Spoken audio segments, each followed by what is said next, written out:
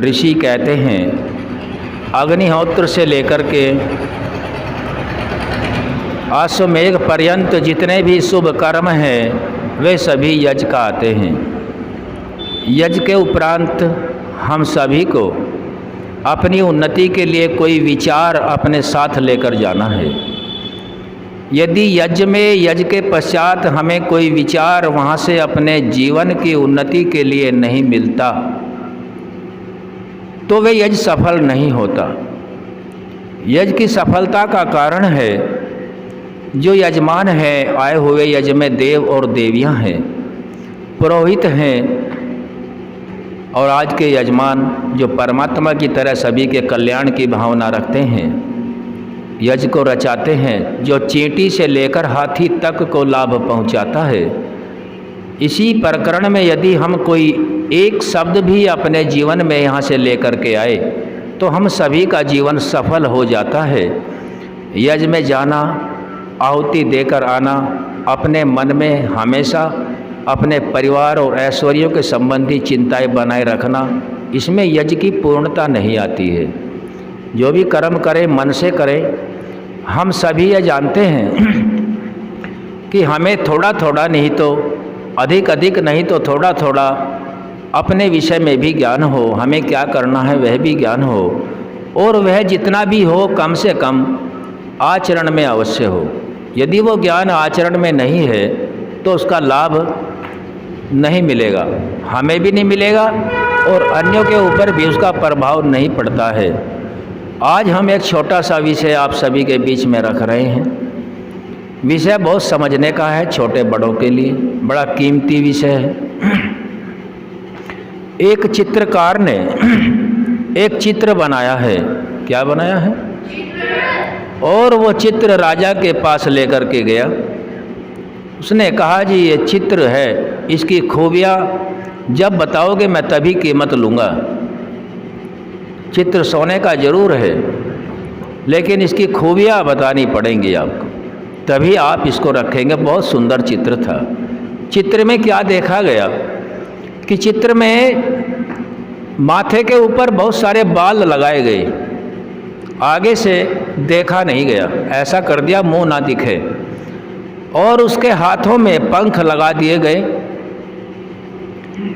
और जो सर का भाग पीछे वाला है उसे गंजा रखा गया।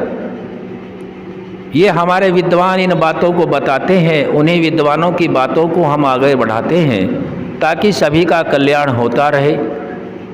कोई भी ज्ञान किसी का खुद का नहीं होता, सब ऐसे ही चलता है। इसलिए अच्छी बातों को बढ़ाना मनुष्य का मुख्य कर्तव्य है।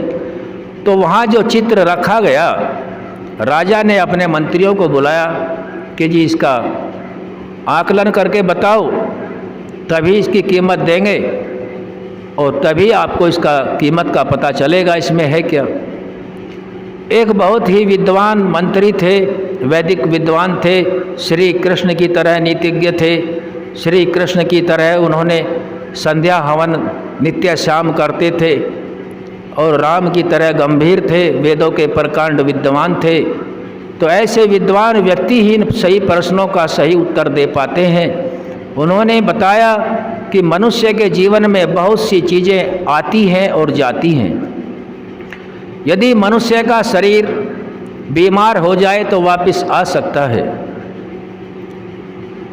और यदि धन खो जाए तो वापस आ सकता है। और ये जो पिक्चर आपने बनाई, जो तस्वीर आपने दिखाई है, ये तस्वीर आगे का जो हिस्सा है, ये पीछे का हिस्सा गंजा है और पंख लगाए हैं, ये तस्वीर समय की है। समय की कैसे है? क्योंकि जो समय निकल गया वो आपके हाथ आने वाला नहीं है।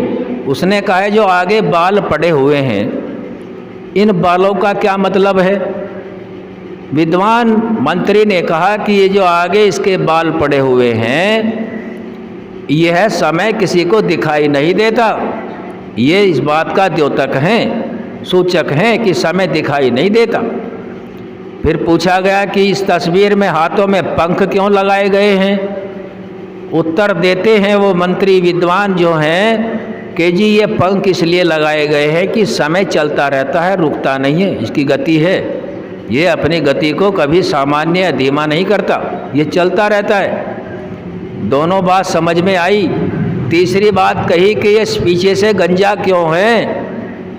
तब विद्वान मंत्री ने कहा कि महाराज, इस चित्रकार ने पीछे से गंजा अपनी बुद्धिमत्ता से इसलिए किया, यदि समय एक बार आपने छोड़ दिया तो पीछे से आप पकड़ न पाएंगे।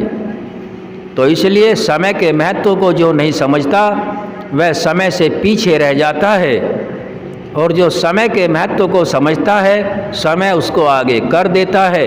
प्रत्येक कार्य का समय होता है, यज्ञ का, हवन का, संध्या का, गृह कार्य करने का, धार्मिक कार्यों को करने का। अपनी मनोवृत्ति को पवित्र रखें और समय की कीमत को समझकर आगे बढ़ें।